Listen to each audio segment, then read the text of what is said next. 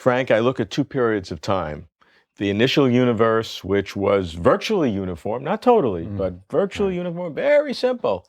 And I look at today's world, which is unbelievably complicated with almost an infinite number of different molecules, 100 or so elements. I look in this room, your library, and all these different kinds of books, very complicated stuff.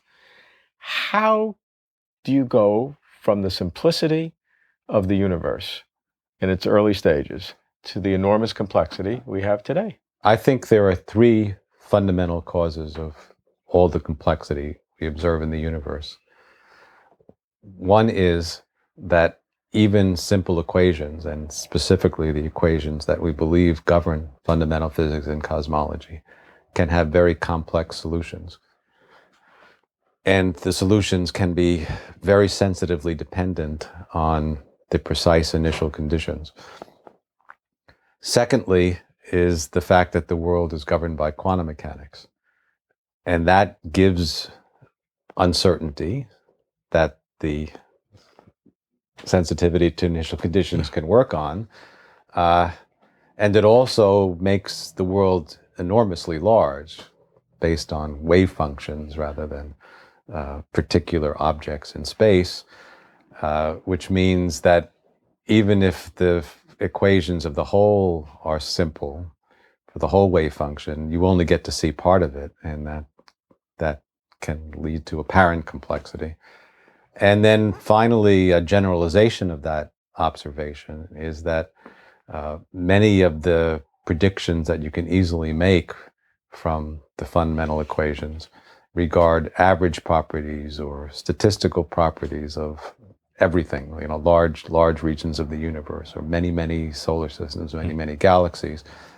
But if you're looking at only one particular solar system, it has its own quirks. Just as if you're playing a game of cards, the deck as a whole is very simple. It has 13 of every suit. But if you deal a particular hand of bridge, there are many possibilities, and they can look very complicated. So you have these two radically different ways of generating the complexity. The simple equations starting from slightly different initial conditions, and then those simple equations from those different initial conditions create enormous diversity. Right. It's something like, in a more macroscopic sense, a chaos theory. Oh, it's very much chaos. Yeah. No, this is chaos in a generalized sense. Right. And I should have said,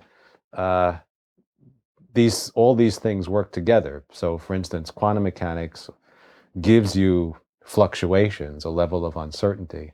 And so if your equations are very sensitive to fluctuations, the fluctuations will amplify that. Well, yeah, they will amplify the little quantum mechanical fluctuations into macroscopic consequences.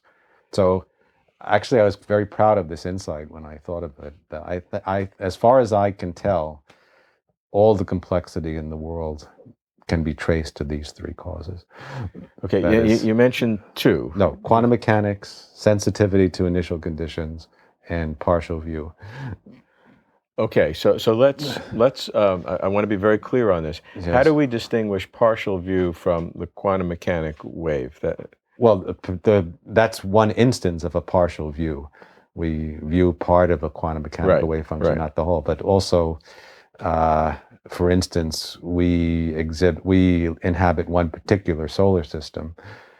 There may be statistical properties of solar systems in general that you can predict, but the properties of any particular solar system could be more complicated because they're very special.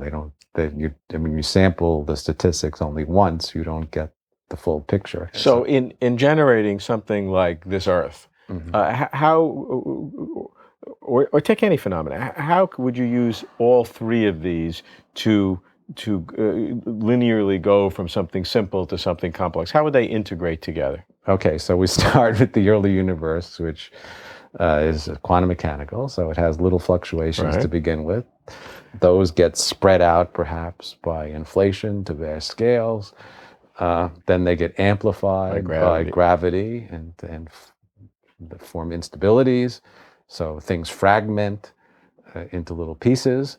The pieces have simple statistical properties.